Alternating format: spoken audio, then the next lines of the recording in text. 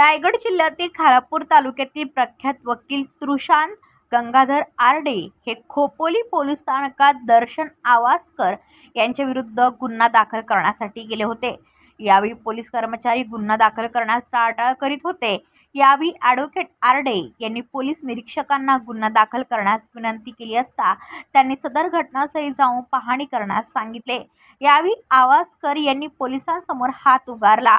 त्यानंतर पोलिसांनी वकील आरडे यांना पोलीस स्थानकात आणले। त्यानंतर जबाब सुरू असताना पोलीस हवालदार प्रशांत दबडे यांनी गुन्हा दाखल करण्यास नकार देऊन ठाणे अंमलदार कक्षात वकील आरडे यांना धक्काबुक्की करून मारहाण केल्याप्रकरणी गुन्हा दाखल करून निलंबनाची कारवाई करण्याची मागणी पोलीस अधीक्षक सोमनाथ घारगे यांच्याकडे तक्रारी निवेदनाद्वारे केली आहे।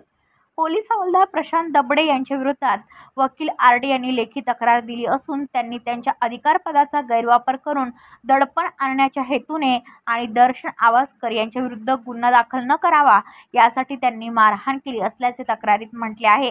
या प्रकरणी पोलीस हवालदार दबडे यांच्यावर येत्या 7 दिवसात गुन्हा दाखल न झाल्यास खोपोली येथील डॉक्टर बाबासाहेब आंबेडकर यांच्या पुतळ्यासमोर आमरण उपोषणास बसणार असल्याचा इशारा वकील तृषांत आरडे यांनी दिला आहे। दरम्यान प्रकरणाची तात्काळ सखोल चौकशी करून योग्य ती कारवाई करण्याचे आश्वासन जिल्हा पोलीस अधीक्षक सोमनाथ घारगे यांनी वकिलांच्या शिष्टमंडळाला दिले आहे।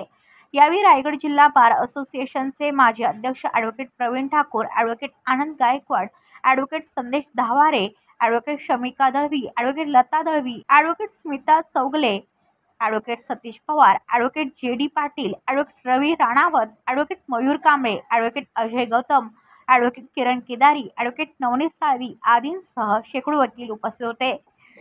19 तारखेला मी दर्शन आवासकर यांच्या विरुद्ध गुन्हा दाखल करायला गेलो होतो पोलीस स्टेशनला संध्याकाळी 7:30 वाजता। जर माझा गुन्हा जर खोटा होता तर पोलिसांनी त्याच वेळेला हे करायला पाहिजे होतं की बाबा आम्हाला गुन्हा नोंदवता येणार नाही। मग मी त्यांना म्हटलं लेखी लिहून द्या, तर त्यांनी ते न घेता त्यांनी सांगितलं की बाबा आम्ही गुन्हा दाखल करतोय। त्यानुसार त्यांनी DYSP ऑफिसला सुद्धा कळवलं होतं आणि DYSP ऑफिसला कळवल्यानंतर माझं स्टेटमेंट चालू केलं होतं। पोलिसांनी ज्या ठिकाणी हा गुन्हा घडला होता पहिला स्टार्टिंगला दर्शन आवासकर यांच्याबरोबर माझा, तर तिथे पहिले ते तपासायला आले त्यावेळेला त्यांनी पोलिसांच्या समक्षच त्यांनी माझ्यावरती हात उचलला आणि हा जो पूर्ण इन्सिडेंट झालेला आहे तो ह्याच्यातून झालेला आहे की मी ज्या वेळेला पोलिसांना सांगत होतो की तुमच्यासमोर त्यांनी माझ्यावरती हात उचलण्याचा प्रयत्न केलेला आहे, हात उचललेला आहे, तर तो मला इन्सिडेंट माझ्या FIRमध्ये येऊ द्या, माझ्या स्टेटमेंटमध्ये येऊ द्या, तर ते घ्यायला टाळाटाळ करत होते। त्याच्यातून हा खरा वाद निर्माण झाला आणि मी म्हणतो की तुम्ही लोकसेवक आहात आणि लोकसेवकाचं कर्तव्य काय आहे हे ते पूर्णतः विसरलेले आहेत। हा जो प्रशांत दबडे आहे आणि जे ते पूजा चव्हाण आहेत किंवा जे बाकीचे इतर पोलीस तिथले कर्मचारी हे त्यांचं जे कर्तव्य तेच पूर्ण हे विसरलेले आहेत। हे त्यांच्या पूर्ण ते जे काय हे इन्सिडेंट आपण बघितला तर त्याच्यातून पूर्ण दिसून येते। कारण त्यांनी काय केलेलं आहे, माझी जर तुम्हाला तक्रार नव्हती घ्यायची होती तर तुम्ही काय करायला पाहिजे होतं, मला सांगायला पाहिजे होतं तसं, परंतु तसं न करता मला संध्याकाळी 7:30 वाजल्यापासून सकाळी दुसऱ्या दिवशीचे म्हणजे 20 तारखेचे सकाळी 5:40 मला बसवून ठेवलं। मी एक शुगरचा पेशंट आहे, मला जेव्हा त्रास व्हायला लागला तिथे मी त्यांना सांगितलं की साहेब मला त्रास होते, तेव्हा मी गाडीत जाऊन बिस्किट खाल्ला, पाणी पिल्यानंतर मी परत त्यांना रिक्वेस्ट केली की साहेब माझं स्टेटमेंट जे आहे ते कंटिन्यू करावं, परंतु ते सुद्धा त्यांनी घ्यायला टाळाटाळ केली। आणि ही घटना एखाद्या व्यक्तीचं स्टेटमेंट घ्यायला किती वेळ लागतो, हार्डली अर्धा ते 1 तास लागतो, इतका वेळ तर जाऊ शकत नाही।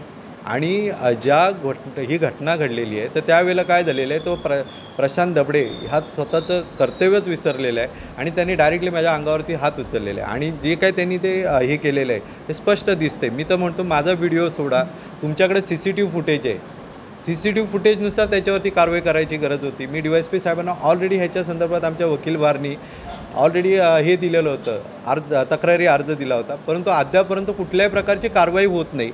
त्यामुळं मग आम्ही सर्व वकील आमचं जे हे आहेत ते प्रवीण दादांची सल्लामसलत करून आम्ही ह्यांना भेटलो, जे अधीक्षक आहेत आपले पोलीस अधीक्षक गारगे साहेब यांना भेटलो। त्यांनी सर्व व्हिडिओ बघितले आणि त्यानंतर त्यांनी ताबडतोब त्याच्यावरती चौकशी करून कारवाई करण्याचे आम्हाला हे दिलेले आश्वासन दिलेलं आहे। आणि मी ज्यावेळेला तक्रारी अर्ज दिलेला आहे त्यात माझी एकच मागणी आहे की जो हा प्रशांत दबडे आहे तर हा लोकसेवक या पदावरती बसण्यास हा अनफिट आहे। कारण जर तो एका वकिलावरती हात उचलतोय तर तो उद्या सर्वसामान्य माणसाला कशा प्रकारची वागणूक देईल।